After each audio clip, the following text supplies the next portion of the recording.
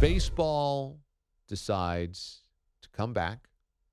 Baseball ends its lockout, and now there's the free agent frenzy that is happening as they get ready for spring training and a sprint to April the 15th and opening day. Baseball avoided massive destruction to its own property, but I don't think it avoided all the damage that had been done.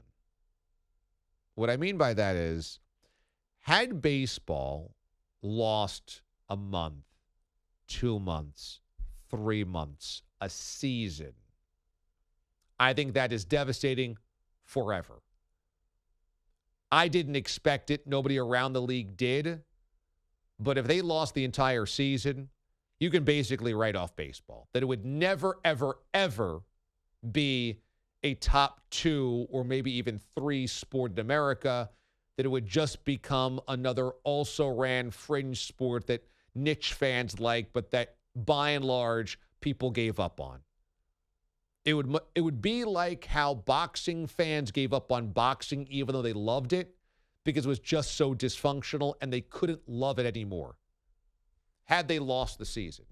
Now, prior to losing and missing games, nobody that was around baseball believed that was possible. Once they started missing games, it started to sound like, this could be protracted and prolonged. Thankfully, it wasn't. So they avoided, I think, long-term, overwhelming, permanent devastation of the sport by only missing 2 weeks of the year. But I do still believe what happened dinged them again. Now, maybe instead of taking a chainsaw and hacking off a limb or two, it was a bunch of paper cuts. Maybe instead of hacking off a limb, it was more like a torn ACL. But I do believe that labor disagreement was another pile of dirt that you throw on baseball. And I say that because today's culture as a consumer is so different. If you don't like how something's going, you now have a voice and can whip an army into a frenzy or add your voice to a screaming crowd. And companies are terrified of this. Terrified. Companies don't do things anymore that they worry might make them look silly, get clowned, make people angry, because people are so ready to jump at being angry or offended.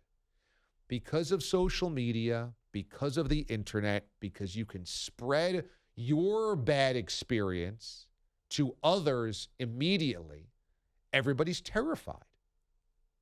Everybody's walking on eggshells. And baseball has taken a brunt of this for a lot of reasons. They don't build stars like the NBA. They don't have the action of the NFL. And their pace is much slower than hockey or UFC or other sports that are at least high energy, high speed, high adrenaline. They don't have the crowds of soccer. They don't have the pageantry or the intensity of college football. They don't have March Madness like college basketball. Baseball has lacked something that all the other sports have as their kind of driving reason to watch. People watch basketball because of LeBron, because of Kevin Durant, because of Giannis. They watch football because of the action and the violence and the scarcity. They watch college football for the intensity, for the rivals. They watch hockey, UFC for the speed. UFC, boxing for the violence.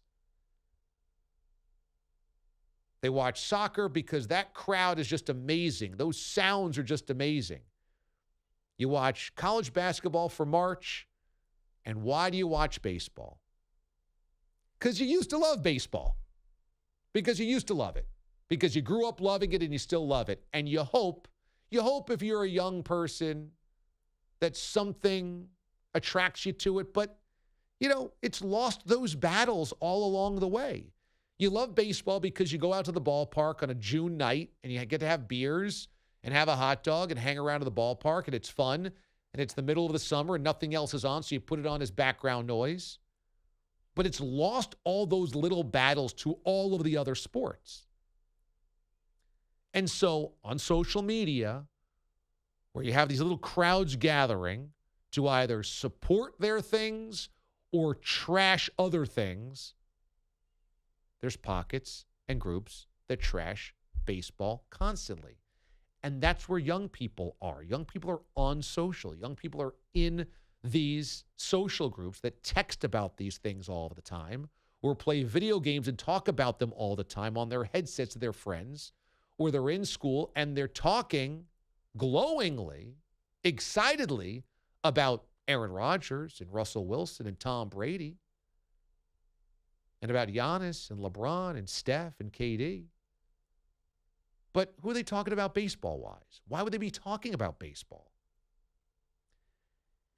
And when baseball misses that fact and then adds to it animosity from the people that should be your loudest fans, for those of us that grew up in either the 60s, 70s, 80s, 90s, when baseball still had a grip on the American public, we would be your shepherds. We would be your megaphones. We would be the people saying, you got to watch, you got to watch, you got to watch. It's great. And instead, you gave us reason to be mad, to be frustrated, to be PO'd.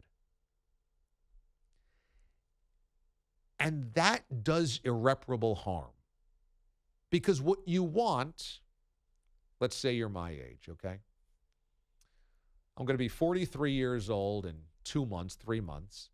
I grew up with baseball of the 80s, and it's the Bash Brothers, and it's the 86 Mets, and it's the Cardinals of Vince Coleman and Ozzie Smith, and it's the amazing pitching duels that feature guys like Jack Morris or Dave Stewart, these kind of larger-than-life, the Don Mattingleys of the world, the Dave Winfields of the world, the Darryl Strawberries of the world. You've got these characters like Lenny Dykstra, these big teams, these big personalities. The World Series is incredibly important. Tens of millions watch it every single year. It is the front page or the back page of your sports section. It leads Sports Center. Baseball matters. It's Griffey. It's Bonds before steroids. It's Canseco and McGuire. And it's Ricky Henderson, and it's massive. And what you want is to remember that and to tell your kids, look, it's awesome. Watch this. Watch that. Pick up this little nuance. You'll see this. And you want them to get it. And you want them to love it like you do. And yet, if you start losing us because the game is slow, or because the game doesn't have stars, or because the games are too long, or because the commissioner sucks, or because they're always at war with one another, or because they miss games, or because even in a pandemic, they can't agree how many games to play, you're kind of less invested in hoping, praying that your kids also love it. And what happened last month and the last couple of weeks was another one of those, you know what, screw you guys. I'm not going to war for you anymore. I'm not going to battle on your account. You screwed us over during the pandemic. You're trying to screw us over now. You can't agree on this, that, or the other thing. The owners are crying poor. Give me a break. The players are obviously, they're not completely innocent either. And you start going, no, for what? For what? And that's why I think baseball, I know this. I know in 30 years, it'll be even less relevant than it is now, and they're less relevant than they were 30 years ago. And it'll be because of these types of things where baseball fights with itself about the things that is important to it, instead of the true North Star, which should be, don't give people any more reason to not like us. Tell the people that love us you can still love it, and tell other people to love it, and be our megaphones and PR directors. Be the people that go out and tell others about how great it could be. And they just keep screwing that up. And that's why I think that it wasn't one huge, devastating reality of losing months of a season, half of a season, a full season, but it was something. It was something. It's just another reason why it's really hard, even for opening day, when it's supposed to be the greatest party ever, to throw on your hat, to wave those pom-poms and be like, yes, it's opening day, I can't wait. You kind of feel a little like you got juked. Like, yeah, I'm excited, and yeah, the season's going to be great, and opening day's fun, but like, they don't really care about us. And you kind of have to go into it as though a little cognitive dissonance. You kind of know that they don't like you or they don't care about you so much, they care about them, but you kind of want to gin up the excitement anyway. And it shouldn't have to be like that. But this league just keeps doing it to itself. And this was another kind of, I thought, if you're filling up a glass, the glass wasn't full and then spilling over, but they put another shot in it. They filled it up a little bit more. And that cup of frustration or anger is eventually going to pour over for everybody because they just keep doing it.